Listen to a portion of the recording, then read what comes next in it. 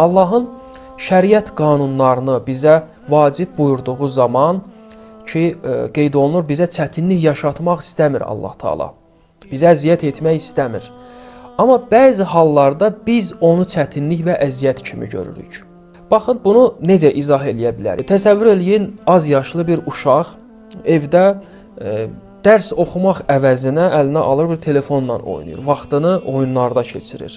Təbii olaraq valideyni onun əlindən o telefonu çəkil alır və bu uşağı narahat eləyir. Uşaq bunun üçün bəzən ağlaya da bilər və uşaq öz aləmində düşünür ki, valideyni ona əziyyət etdi, valideyni ona haqsızlıq etdi. Uşaq bu cür düşünər də təbii olaraq.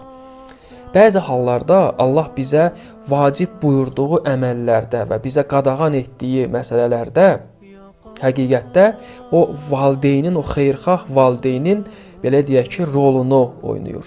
Yəni, valideyn uşağın istəklərinə qarşı çıxır. Nə üçün? Ona görə ki, uşağın gələcəyini düşündüyü üçün. Uşağın xeyrini və məsləhətini düşündüyü üçün.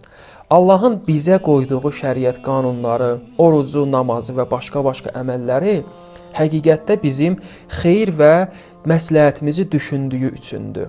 Bu, ola bilsin, indiki halda bizə çətinlik kimi gələ, bizə əziyyət kimi görünə gözümüzdə. Amma həqiqətdə Allah bizim xeyrimizi düşünür bu istəyindən.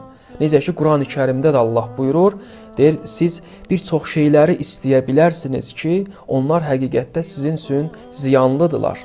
Necə ki, uşaq oynamaq istəyir, amma onun üçün ziyanlıdır. Bunu valideyni bilir. Və arxasında da buyurur ayənin, siz bir çox şeyləri də istəməyə bilərsiniz. Ondan xoşunuz gəlməz, hansılar ki, həqiqətdə sizin üçün çox faydalıdırlar.